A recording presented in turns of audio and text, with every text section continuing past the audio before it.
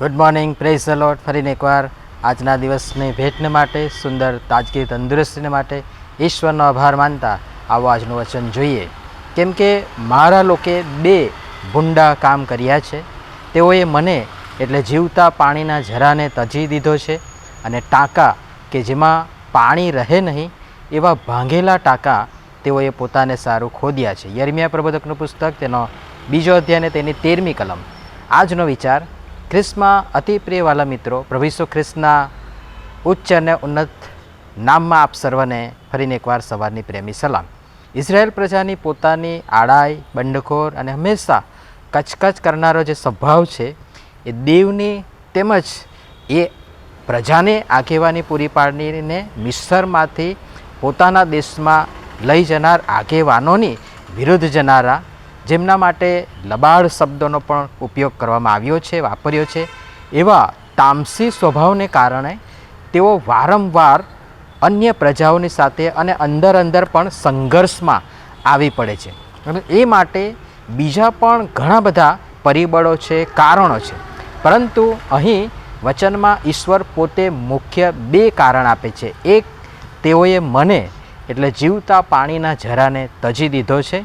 હા, જે જીવનનું જળ છે, ઝરો છે, તે જે પાણી આપે છે, પીવડાવે છે, અને પીનારને ફરી કદી તરસ લાગતી નથી, બલકે તે તેનામાં જીવનનો ઝરો બની એ કલકલ વહે, જેથી બીજા પણ પોતાની તરસ તે દ્વારા, તેમના દ્વારા, એ સ્ત્રોત દ્વારા છીપાવી શકે.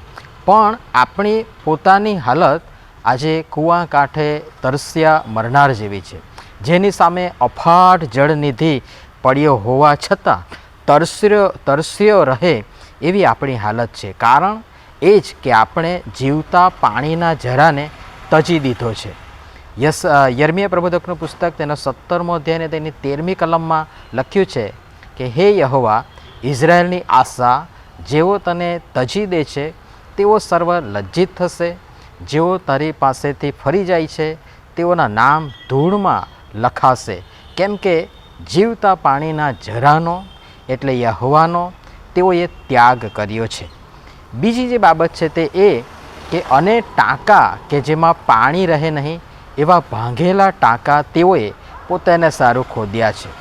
કુદરતી મીઠા પાણીના સ્ત્રોત એટલે નદી, સરોવર, ઝરણા વગેરે, અને માણસ પોતાની બુદ્ધિ શક્તિથી જે કૃત્રિમ સ્ત્રોત ઊભા કરે છે, એટલે કે ડેમ, ચેકડેમ, તળાવ, સરોવર વગેરેમાં આસમાન જમીનનો ફેર હોય છે. કૃત્રિમ બનાવટો સમય મર્યાદામાં બગડવા માંડશે, ગંધાશે, કલર બદલાઈ જશે, જંતુ પડશે, સમય જતાં પીવા કે ઠીક વાપરવાય લાયક નથી રહેતું. જે ટાંકા માણસ બનાવે છે એ માંડ 6 મહિનામાં ગળવા લાગે છે, ફાટી જાય છે કે તૂટી જાય છે, તળ પડે છે, એમાં પાણી રહેતું નથી, અને ગંદુ, ગંધાતું, અશુદ્ધ અને પીવા લાયક તો ઠીક વપરાશમાં પણ રહેતું નથી. આ ફક્ત પાણી કે ટાંકાની વાત નથી, આમાં ગર્ભિત અર્થ અને મર્મો અને રહસ્યો સમાયેલા છે, માર્મિક અર્થ છુપાયેલો છે. પણ આપણે આ કર્યું છે. કદી ન સુકાનાર, સદા વહેનાર જીવતા ઝરાનો ત્યાગ કરી આવા ટાંકાઓ પર આપણે ભરોસો રાખીએ છીએ. અને માટે યર્મિયા પ્રબોધક 14મો અધ્યાય અને તેની 3જી કલમ કહે છે કે તેઓના અમીર ઉમરાઓ પોતાના ચાકરોને પાણી ભરવા મોકલે છે. તેઓ ટાંકા પાસે આવે છે, પણ ત્યાં તેઓને પાણી મળતું નથી. તેઓ પોતાના ખાલી વાસણ પાછા લાવે છે. તેઓ લજવાઈને તથા શર્મિંદા થઈને પોતાના માથા ઢાંકે છે. જે જીવનનું જળ, જીવતો ઝરો, જીવતા જળનો જે અનંત આત્મિક તરસ છીપાવે છે, એ કદી ન સુકાનાર એકમાત્ર સ્ત્રોતનો આપણે ત્યાગ કર્યો.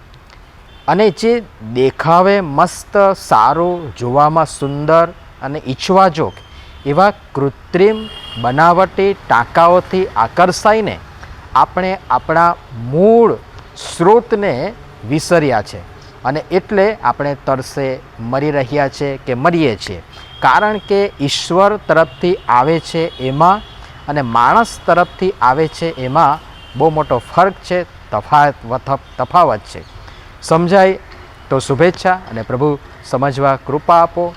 થોડામાં ઘણું અને આજે વધુ ન લખતા બોલતા આ વચનો જે બહુ જ માર્મિક છે, ગૂઢ છે, રહસ્યમય છે, એ બધું જ સમજવા માટે પ્રભુ પિતા પરમેશ્વર આપણે બધાને તેમની કૃપા આપો.